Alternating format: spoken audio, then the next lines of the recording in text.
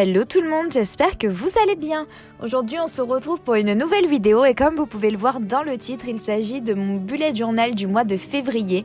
Donc c'est la dernière vidéo de ce mois de janvier. Déjà un mois qu'on est passé en 2020, c'est quand même ouf cette histoire. Le temps passe hyper vite. Mais j'arrête de tchatcher, on se concentre sur le sujet, let's go. Comme pour chaque vidéo bullet journal, je commence tout simplement par la page de garde.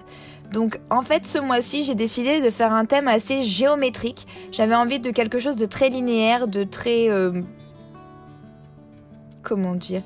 très droit, j'avais pas envie de faire vraiment des dessins en fait au final. J'avais vraiment envie de faire plutôt des tracés. J'ai pris 4 couleurs plutôt. Donc un noir et 3 teintes de rouge différentes. Et je me suis amusée à faire plein de petits carrés. Donc des carrés c'est plutôt des losanges même je dirais. À 2 niveaux, c'est-à-dire un plus petit à l'intérieur d'un plus grand. Où j'ai joué sur les couleurs en faisant de différentes façons. Et j'ai tout simplement fini en écrivant février, toujours dans ce thème un peu géométrique. Et j'ai colorié du coup les lettres en noir pour que ça ressorte un peu plus en fait. Parce que je trouvais qu'en les laissant en blanc, ça ressortait pas assez.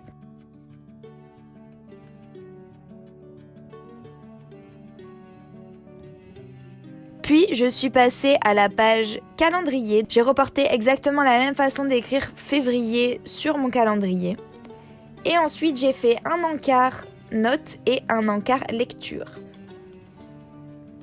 Au cas où vous ne sauriez pas d'ailleurs, j'ai sorti la semaine dernière une vidéo sur mes lectures 2020, je vous la mets dans le petit i, si ça vous intéresse. Donc comme chaque mois, j'ai simplement fait mes petites cases du mois de février. J'ai rajouté un petit carré à l'intérieur des grands carrés pour écrire la date. Et j'ai fini en reportant la déco, c'est-à-dire en refaisant ces espèces de losanges avec plusieurs couleurs. Alors cette fois-ci, il n'y en a pas qu'avec 2, il y a plusieurs carrés dans un autre carré, etc. J'avais pas envie de faire exactement la même chose sur toutes les pages non plus.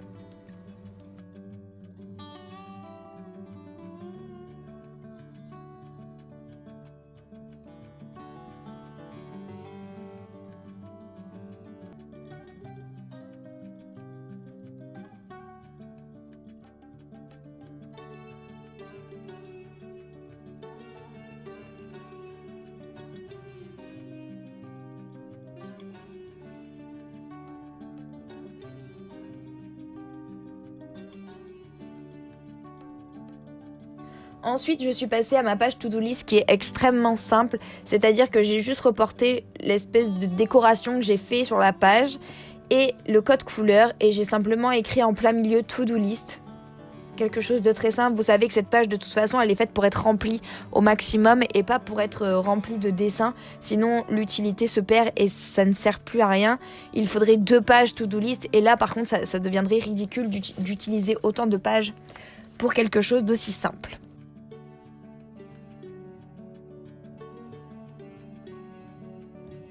Ensuite, je suis passée à la page spending qui n'a absolument pas changé.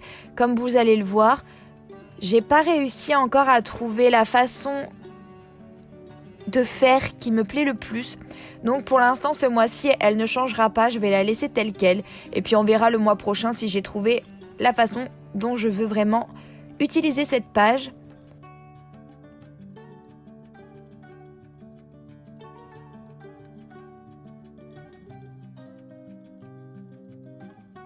La page qui suit est une page gratitude. Donc j'ai juste reporté le thème aussi en haut autour de gratitude et février. Mais je n'ai rien écrit en dessous, je n'ai pas fait de déco parce que j'ai décidé de ne pas utiliser une ligne par jour, mais plutôt d'écrire toutes mes gratitudes les unes après les autres. Vraiment pour user le plus de place parce que du coup, le problème d'utiliser qu'une ligne par jour, c'est que ça vous bloque.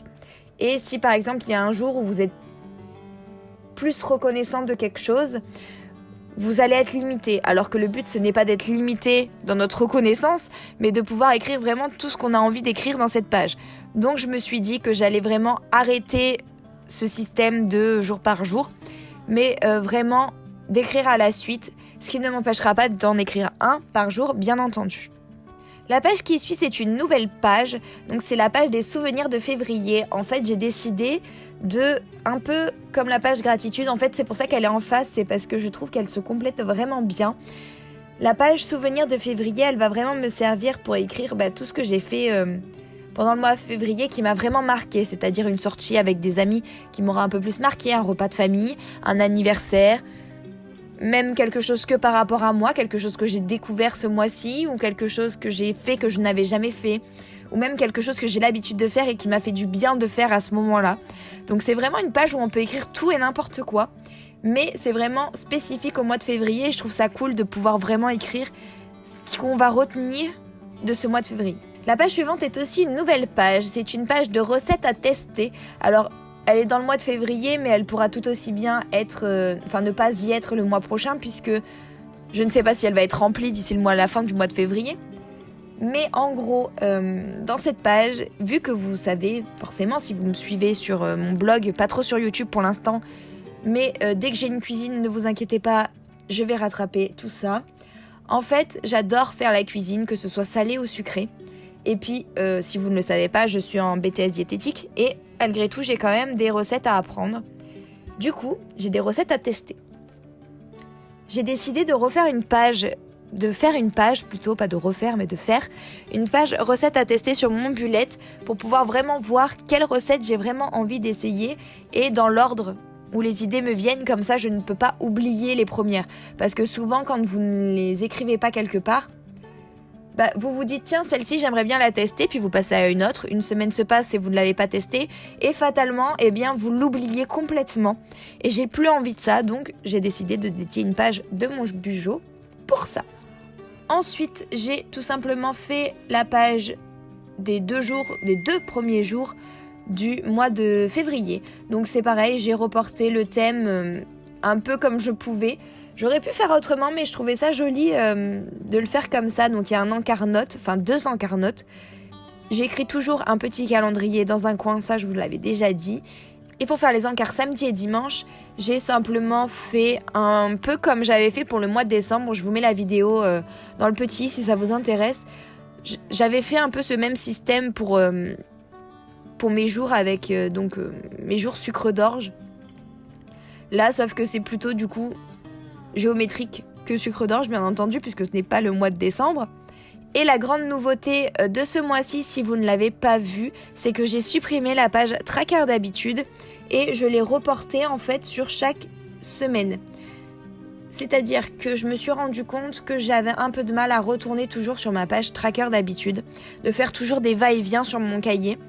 Du coup, ce que j'ai décidé de faire, c'est que chaque semaine maintenant, je vais écrire tous mes trackers sur la page et je vais mettre les cases en fonction des jours qu'il y aura à ce moment-là. Donc bien sûr, normalement, il y en a 7, mais là, vous voyez bien, par exemple, il n'y a que 2 cases puisque je n'ai écrit que 2 jours sur cette page. Comme je vous l'avais déjà dit, au final, un bullet, c'est vraiment comme on l'entend. Il faut vraiment s'adapter à soi, il ne faut pas faire trop comme tout le monde. Il faut vraiment voir ce qui marche avec nous et ce qui ne marche pas. Voir si on a envie de faire telle chose, si on n'a pas envie de le faire. Vous avez bien vu, moi, il y a des mois où j'ai pas envie de faire vraiment quelque chose de sophistiqué. Puis il y a des jours où vraiment j'ai envie de faire quelque chose de waouh.